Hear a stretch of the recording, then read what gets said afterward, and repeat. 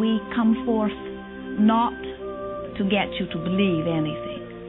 We see great diversity in that which you believe. And in all of that, there is perfect balance. And so we come forth not to alter your beliefs, but to reacquaint you with the eternal laws of the universe. And we are here to express all of that to you in detail. Let's talk a little bit about the nature of desire from, now don't get freaked out, a quantum physics point of view. Oh my God, this is going to talk about physics. I don't want to listen. Just relax. You're going to enjoy this.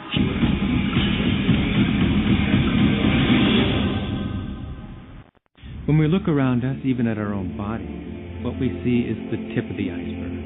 We could say the classical tip of an immense quantum mechanical iceberg. Everything in the universe is energy. Your body's energy. The room you're living in is energy. Everything you want is energy. And that's not a new idea. A fuzzy-haired guy in 1925 wrote on his chalkboard, E equals mc squared. And we couldn't grasp what that meant. What that says is on one side of the equation is mass and light and everything that we perceive, but it all equals energy. Everything is energy. And let me help you understand that just a little bit. There's the universe, of course, and our galaxy, and our planet, and then individuals, and then inside of this body are organ systems, and then there's cells, and then there's molecules, and then there's atoms, and then there is energy. So there are a lot of levels to talk about something on. But when you get down to it, everything is energy. There's enough energy sitting in there, in one atom, to do amazing things, to possibly even open up the doorways to lighting an entire city.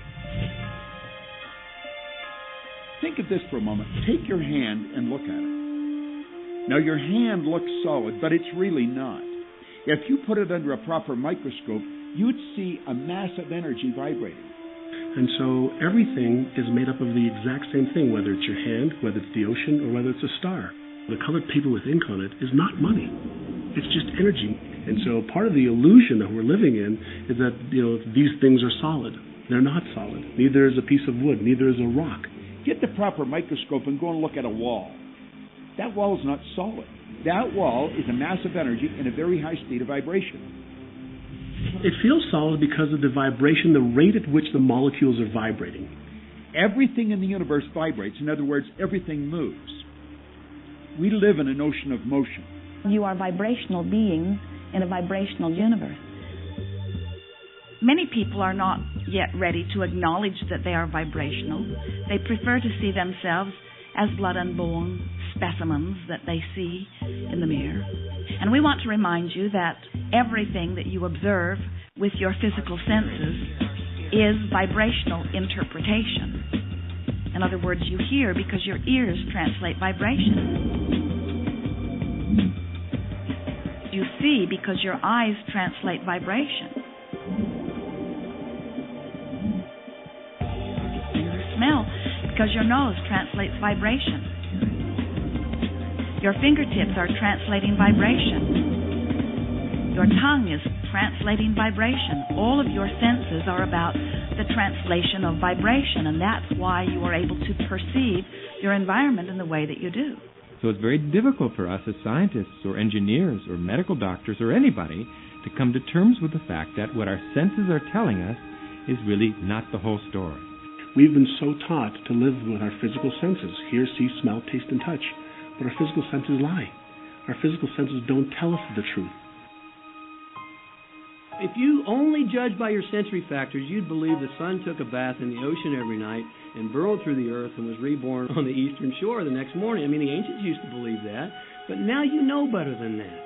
If you judged only by your sensory factors, you'd believe that train tracks met in the distance. But you know better than that, and you turn away from your senses. If you lived only by your sensory factors, you'd believe that a dog whistle made no sound. But you know better than that, so you turn away from your sensory factors and you stand out in your yard and you blow away. And yet how many times, if we're not careful, do we find ourselves living at nothing more than the sensory level? If we take a look at everything in the universe, we know from a scientific perspective is made up of something called energy. So what do we know about the properties of energy? Number one, all energy has a vibration. All energy has a vibration. It emits a frequency. We are frequency generators. If you get close to someone's skin, you can feel infrared energy being given off. If you look at them, you're seeing light energy given off. We now have scans where you can put a machine around somebody's head instead of putting the electrodes on their head, and perceive and record the energy that their brain is giving off. The most potent form of energy, by the way, is thought. It penetrates all space and all time. Every thought has a frequency. We can measure a thought. What most people don't understand is a thought has a biochemical and bioelectrical property. Every thought, which means it has a frequency. And so if you're thinking that thought over and over and over again, or if you're imagining in your mind, okay, having that brand new car, having the money that you need, building that company, finding your soulmate, if you imagine what that looks like, you're emitting that frequency on a consistent basis. Our job as humans is to hold on to the thoughts of what we want, make it absolute clear in our minds what we want, and from that we start to invoke one of the greatest laws in the universe. You've probably been sitting there wondering, what is the secret? I'll tell you how I have come to understand it.